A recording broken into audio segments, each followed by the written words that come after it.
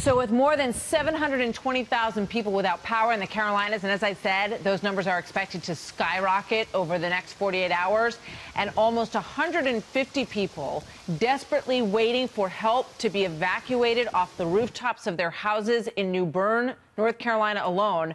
Rescue efforts are well underway. Here now exclusively is the man tapped with laying out the strategy for the government's rescue effort and response, the head of the U.S. Coast Guard, Commandant Carl Schultz. Thank you so much, sir. It's good to have you with us tonight.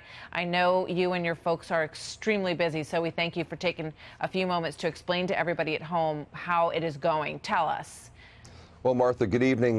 This is a big storm, and as you folks have been reporting all day, it's a large storm. It spans about 350 miles across, downgraded to a tropical storm, but still 100-mile-an-hour winds in some locations. Really catastrophic flooding. It's going to be prolonged flooding. We're out there in towns like New Bern. We just rescued an individual from Otway, a man who was a cancer patient stranded in his home. We brought him to safety. We have what we call flood punt or shallow water rescue teams deployed with local and state partners. You've seen the rescues in New Bern today. The Coast Guard activity is just starting to pick up as calls come in. We've had a Coast Guard C-130 overflying North Carolina to get a better assessment of the circumstances on the ground there, Martha. So explain to us, in terms of New Bern, are these rooftop rescues that you're doing? How deep is the flooding in that area? And how do people are signaling to the Coast Guard, as we've seen in the past, to let them know that there's somebody down here, please help? Well, Martha, to this point, the rescues in New Bern have been mostly by local response agencies, Swiftwater experts in from other states. We're kind of the one level depth and depth and strength and depth there. We're ready to come in. No, there hasn't been roof rescues yet.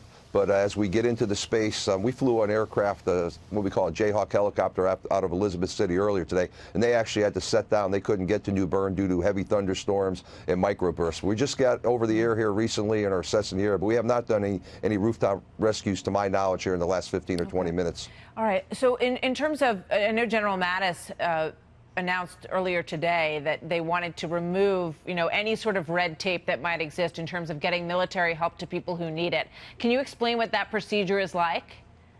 Well, I can tell you this, Martha. For the United States Coast Guard, our authorities allow us to come in immediately after a storm. For General Mattis, there needs to be SecDef approval to move military forces, Department of Defense forces in to do defense support of civil authorities. So he's cutting any of that red tape. So National Guardsmen, active duty, Navy, Air Force folks can immediately respond. So that's encouraging.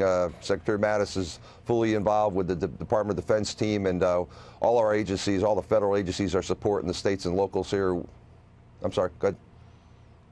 No, you can finish your thought. I'm sorry, somebody must have cut in. No, I was just going to say that, I think that's a strong sign. You have the heft of the entire federal government here to support the states and the locals. This is a team sport here, Martha. Thank you so much. You guys do an unbelievable job up and down the coast and all over the country, and we're grateful for your help for all these people out there tonight. Thank you so much, Commandant Schultz. Good to see you. Thank you. Thank you, Martha. Good night.